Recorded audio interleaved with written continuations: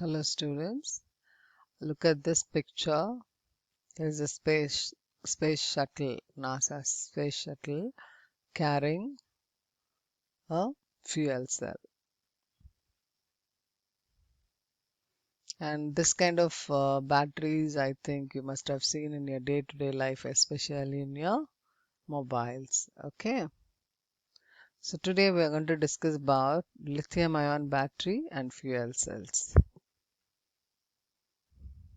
The course outcome for this lesson is that to impart knowledge on various energy storage sources, and the Bloom's taxonomy level is apply level.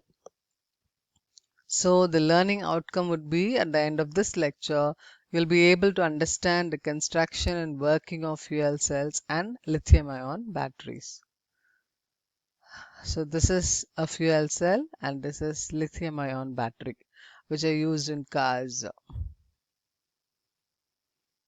So what are fuel cells? Fuel cells are electrochemical cells consisting of two electrodes. It is also like any other battery and an electrolyte which convert the chemical energy of a chemical reaction between fuel and an oxidant directly into an electrical energy. Whenever a fuel combines with oxygen, in general, combustion will take place to produce heat.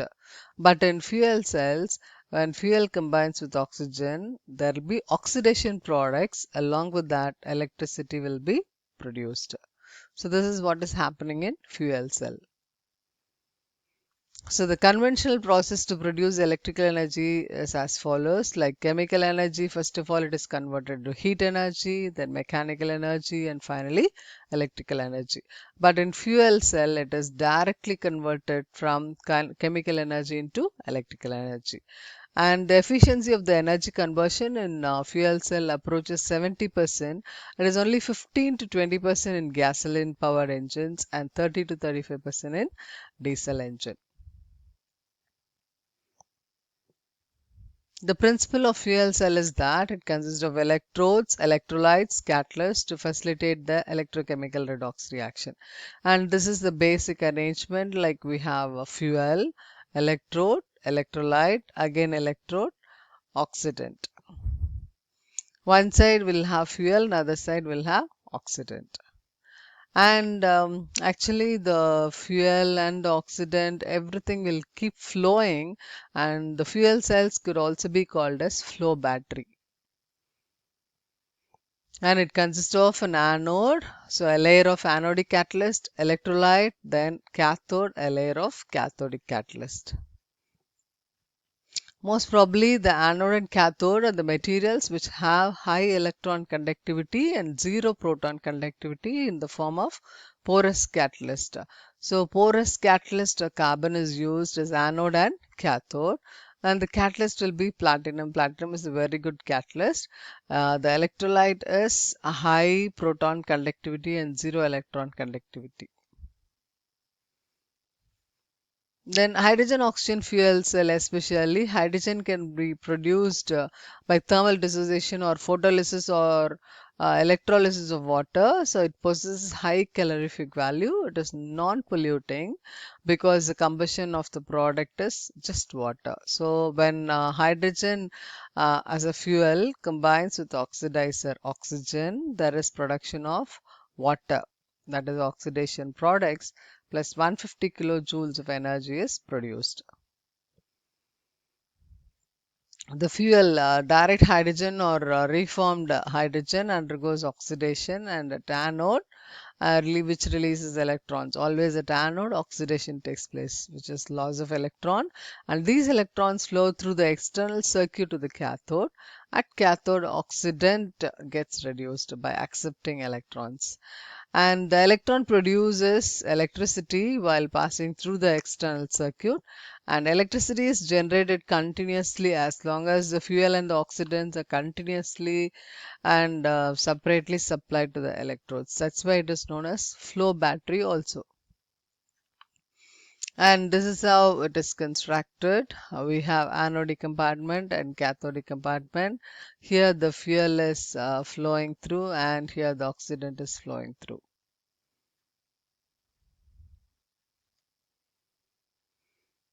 So the fuel cell can be represented as at anode. The reaction taking place is that hydrogen undergoes oxidation by losing electrons and it produces 4H plus ions.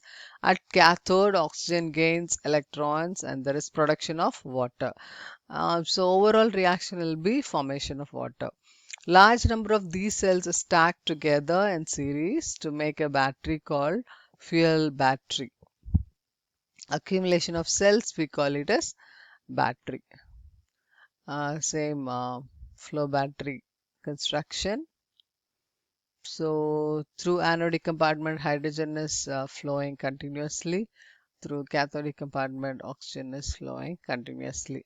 Here loss of electrons takes place, and at the cathodic compartment, acceptance of electron, and the product would be water. The advantages are high efficiency of energy conversion. We have 70% low noise pollution, no thermal pollution, and fuel cell power can reduce expensive transmission lines and minimize transmission losses for a disturbed system. And fuel cell gives excellent method for efficient use of fossil fuels. Hence, it saves fossil fuels. And fuel cells are less polluting, chemical process involved, it is very clean, no polluting exhaust gases because the byproducts of water and waste heat, we cannot find anything over here which are environmentally acceptable when hydrogen and air are used as reactants. In case of fossil fuels, there is production of nitrogen oxides which are not produced since there is no combustion in the process. And hydrogen oxygen fuel cells produce drinking water that is purely potable, which could be drunk. Okay, designing is modular, therefore the parts are exchangeable. Low maintenance cost, fuel cell performance is independent of power plant size. The efficiency does not depend on the size of the power plant, it remains same for plants of megawatt to kilowatt or watt size. It is fast startup time for low temperature system. The heat is co-generated, hence increases efficiency of high temperature system. The demand for variation in power and the energy densities is easily met as required. For laptop computers requires low power density, high energy density, whereas automobile requires high power density, high energy density. Both can be powered by fuel cells. And fuel cells, automotive batteries can render electric vehicles efficient and refillable. But we also have some disadvantages like high initial cost, lifetimes of the cells are not accurately known, large weight and volume of gas fuel storage systems, high cost of pure hydrogen. Hydrogen can be stored in lesser volume by liquefaction, but liquefaction itself require 30% of the stored energy, and lack of infrastructure for distributing hydrogen. And this is used for NASA space program to generate power for satellite and space capsules. They are used for commercial, industrial, residential buildings in remote and inaccessible area. They're used to power fuel cell vehicles, including automobiles, aeroplanes, boats, and submarines. So they are used in commercial cars, buses, boats, trains, planes, scooters, forklifts, bicycle also. They are used in vending machines, vacuum cleaners, highway road signs, cellular phones, laptop computers, and portable electronics. In hospital, we are using wastewater treatment, telecommunications. Everywhere these fuel cells are used, and the possibilities are endless. And now we are moving on to lithium ion battery. This is a lithium ion battery which is used for RD.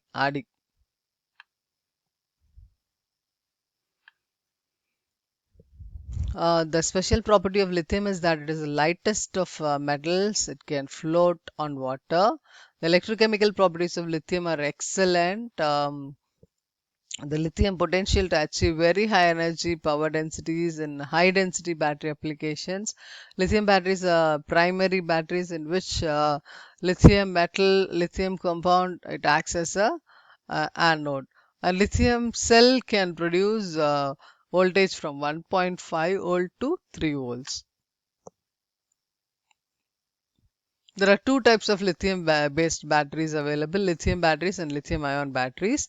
In lithium batteries, a pure lithium metallic element is used as anode, whereas in lithium ion battery, lithium compounds are used as anode. These are rechargeable batteries. Okay, we have typically three electroactive oxide materials: lithium cobalt oxide, lithium manganese oxide, lithium nickel oxide. During the charge and discharge process, lithium ions are inserted or extracted from interstitial space between atomic layers within the active material of the battery. Simply, lithium ion transfers between anode and cathode through lithium electrolyte.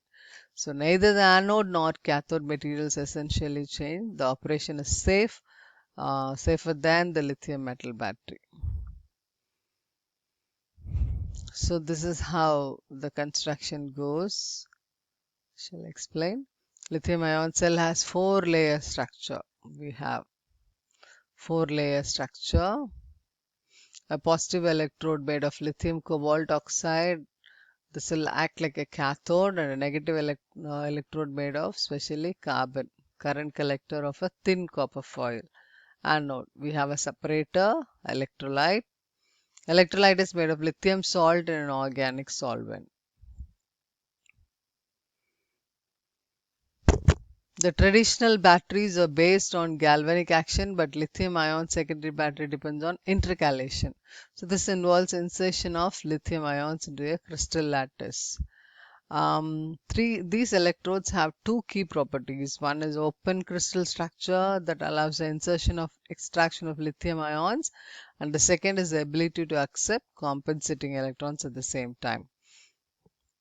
So the chemical reaction that takes place inside the battery is as follows.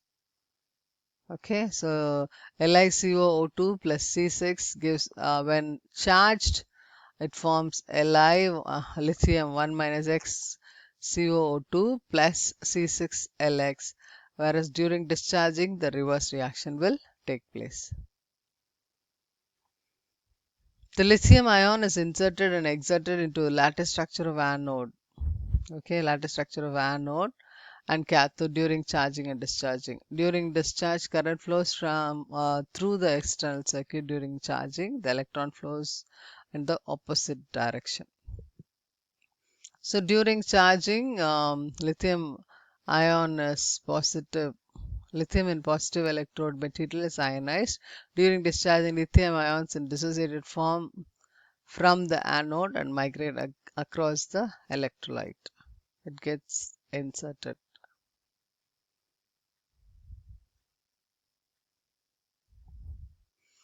So at the same time, compensating electrons travel in the external circuit.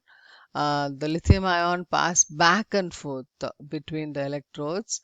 Because of this reason, the lithium ion batteries are called rocking chair swing cells, and they can store 150 watts hours of electricity in 1 kilogram. And normally there will be 3 to 5% of self discharge in lithium ion batteries for 30-day storage. The advantages is that the high energy density, less weight, it can produce high voltage, about 4 volts, safe, no liquid electrolyte, and fast charge and discharge rate. But they're expensive, they're not available in standard cell types. Future, we have Tesla motors, they're using in cars.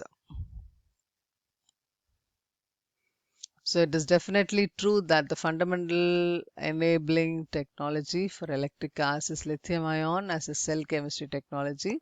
In the absence of that, I don't think it is possible to make an electric car that is competitive with a gasoline car. Tesla Motors and SpaceX. So the learning outcome is achieved, that is, the students were able to understand the construction working of fuel cells and lithium